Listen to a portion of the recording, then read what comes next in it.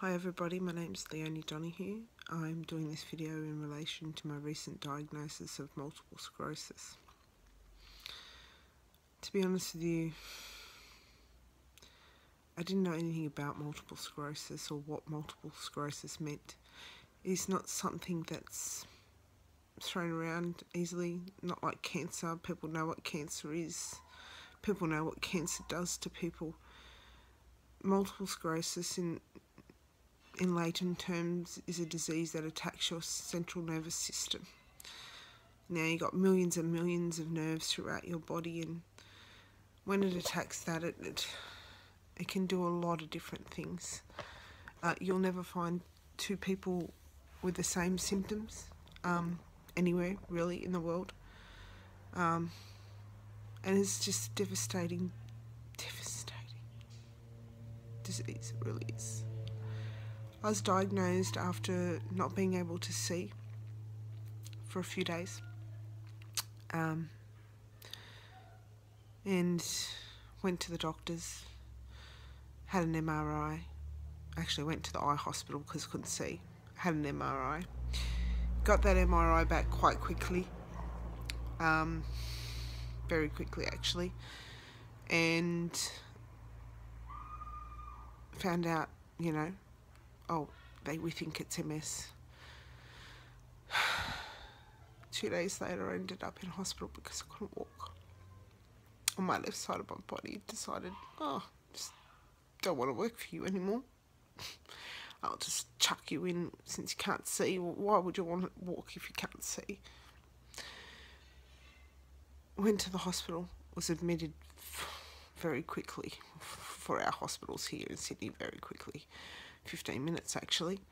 Started straight on steroids, but was told, we know we've got your brain scanned, but we can't 100% diagnose you with MS until we do some more tests on you. It was a Saturday I was admitted. They put me straight on steroid treatment and some other stuff, and soon found out that they shouldn't be giving it to me at 8 o'clock at night because it was keeping me awake, which was lots of fun. Spent Saturday night wide awake, talking to the nurses at 2 o'clock in the morning. And then trying to sleep during the day, which is really hard because we all know hospitals can be very noisy during the daytime. And Saturday they sent me for another MRI, but an MRI on my spine. It was a Tuesday. Sorry, my brain's really turned to mush at the moment. I went and had an MRI on Tuesday, and late that Tuesday night, 9:30 at night, doctor come to see me.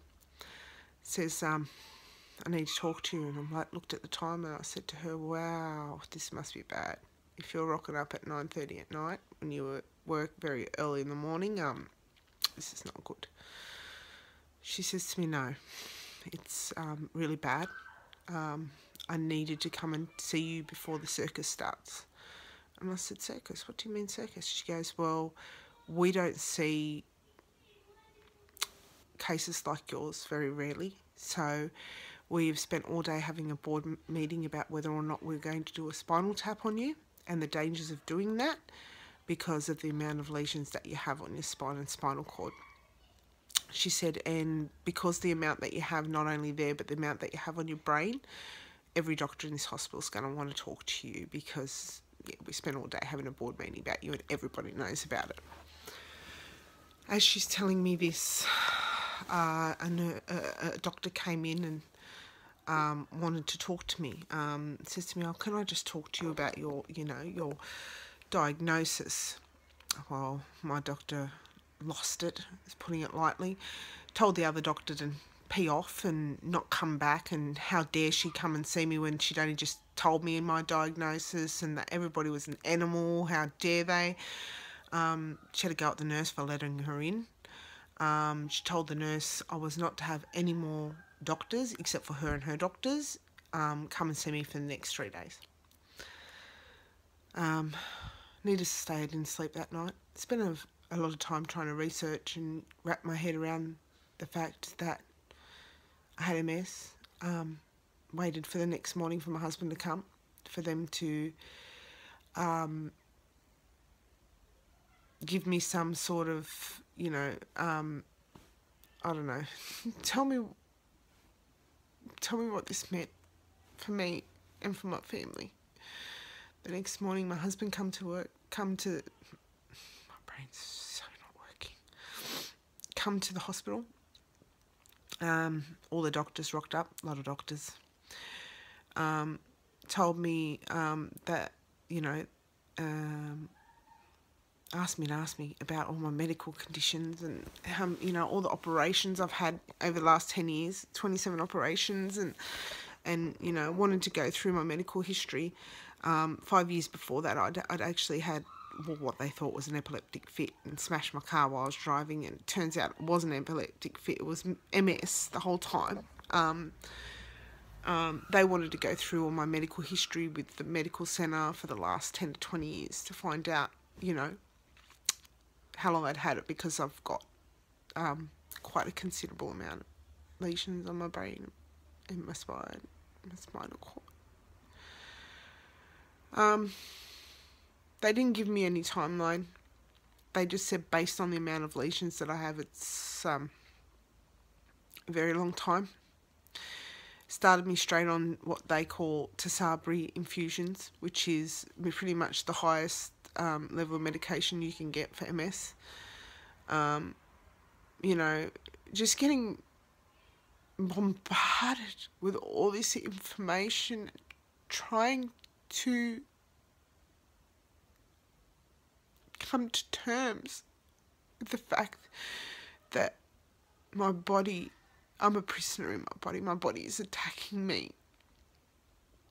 I had my first Tisabri infusion, you know, 4 hours sitting with a needle in your arm in the hospital. And then not even 3 weeks later, I had another relapse. And this time now, from that relapse, every time you have a relapse, you can have something new that comes into being disabled. So you can have multiple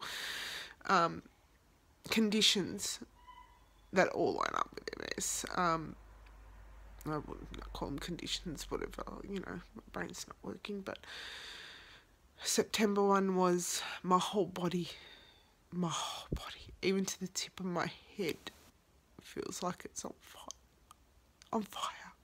I can't sit outside. I can't enjoy a warm day. I can't. Wearing clothes hurts. Laying in my bed hurts. Having blankets on hurts. Everything hurts. They upped my medication. I've tried, I think, four different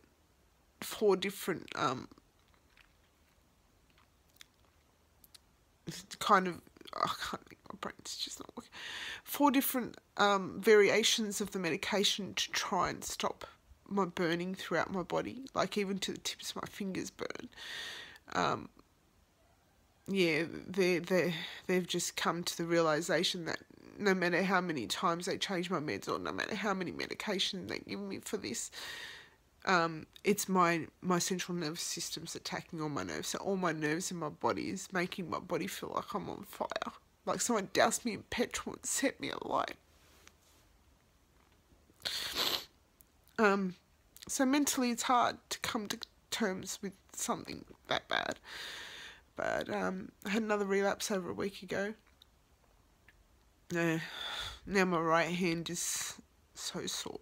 It started with all my muscles hurting and my eyesight going again, because, you know, that's how you can tell that's how I can tell when I'm having a relapse. My eyes go, I get white dots in my vision. I can still see, but I have white dots, so it's very hard to see properly. And so my right hand now, the hand that I use even to brush my teeth, it hurts a lot. My brain, I'm normally, anyone that knows me knows I'm normally a very articulate person. I work very hard to get where I was in my job. I'm a multitasker normally.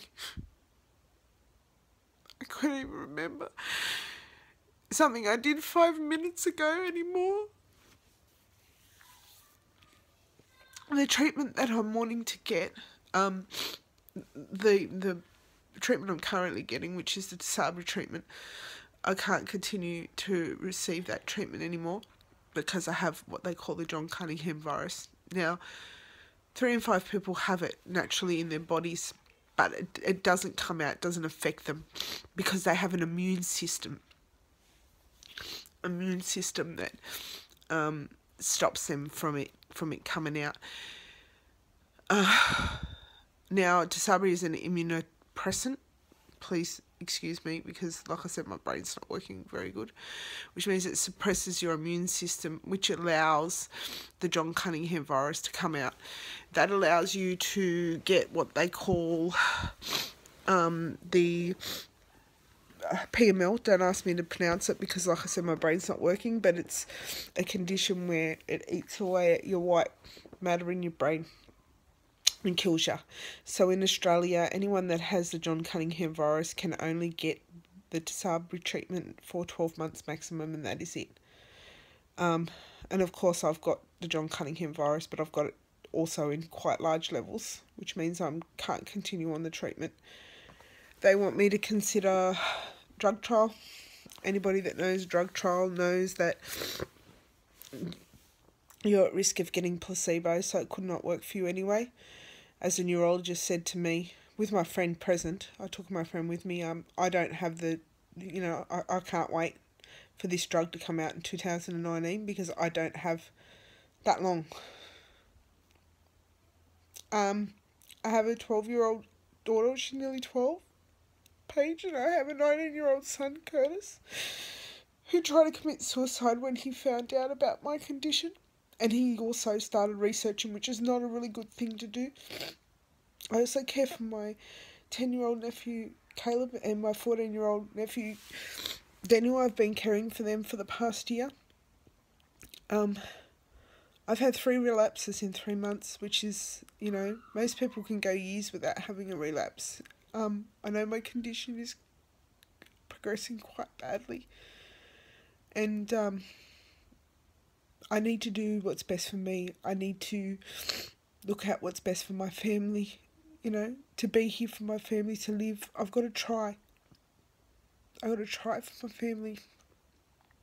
The HSCT treatment, in layman words, because my brain's not working the best anymore after my last relapse, is where they reset your immune system. So they reset it, and that way your immune system doesn't recognise that you have multiple sclerosis anymore. Doesn't recognise it anymore. So it's just resetting your system. There are risks, there are complications, as with any of the treatment that I'm currently getting. I can die from the treatment I'm getting now. I can die from the treatment overseas. There's always risks with anything, but if I don't try, then I'm afraid where I'm going to be in 6 to 12 months.